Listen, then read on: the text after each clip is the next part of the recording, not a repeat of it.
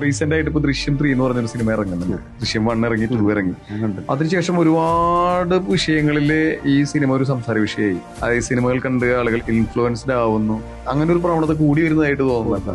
നമ്മൾ എന്ത് ചെയ്യണം എന്നുള്ളത് നമുക്ക് തന്നെ ഡിസിഷൻ എടുക്കാൻ പറ്റുന്ന ആൾക്കാരാണ് എല്ലാവരും.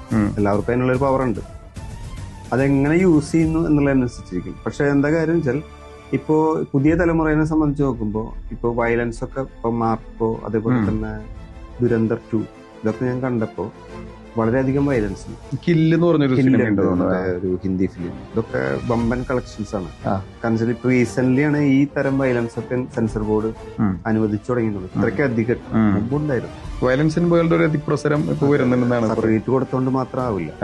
പക്ഷെ എന്തായാലും ബുദ്ധിമുട്ടെന്ന് വെച്ചാൽ പല ആൾക്കാർക്കും അതൊരു എപ്പോഴും നമ്മൾ സ്ക്രീനിൽ കാണുന്ന സമയത്ത് വളരെ സിമ്പിൾ കാര്യമാണ് എന്ന് തോന്നാൻ സാധ്യത, ഒരു എന്താ ഇന്നർ മൈൻഡ് തോന്നാൻ സാധ്യത.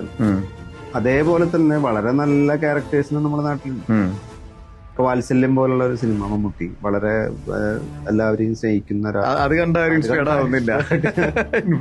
തോന്നിയിട്ടില്ല.